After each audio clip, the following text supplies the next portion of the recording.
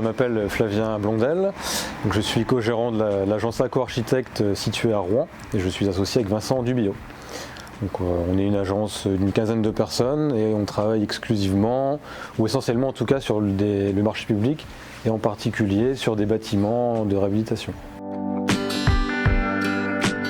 Donc on est à Verson sur les ateliers de rotation, ex-ateliers de rotation, qui sont devenus ateliers de Laudon.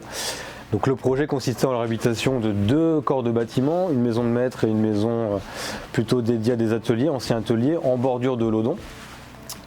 Grosse réhabilitation puisqu'on était sur un bâtiment, la maison de maître, qui était en arrêté de péril et l'autre bâtiment qui était aussi assez fatigué en termes de structure.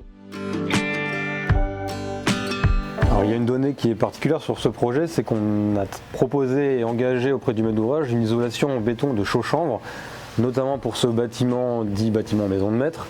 En fait, on a profité de la nouvelle structure bois pour y projeter ce fameux isolant béton de chaux-chanvre, qui est un isolant qui existe depuis des années, mais qui est un peu remis au goût du jour et qui est surtout encore assez rare en termes d'équipement public.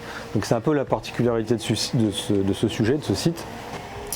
Et surtout, ça permet d'engager une vraie logique de transition écologique dans le cadre de la réhabilitation, puisque réhabiliter fait déjà partie d'un objectif de transition écologique, mais de réhabiliter avec des matériaux sains et biosourcés en lien avec la pierre de Caen, qui est aussi un matériau de qualité, était pour nous un enjeu intéressant. Et on a été suivi par le maître d'ouvrage, les maîtres d'ouvrage, la ville de Verson et le PFN sur ce sujet. Aujourd'hui, on essaye en tout cas nous à l'agence d'engager des matériaux géosourcés. Donc, typiquement le béton de chaux-chanvre, on y injecte de la chènevotte, donc de la plante du chanvre.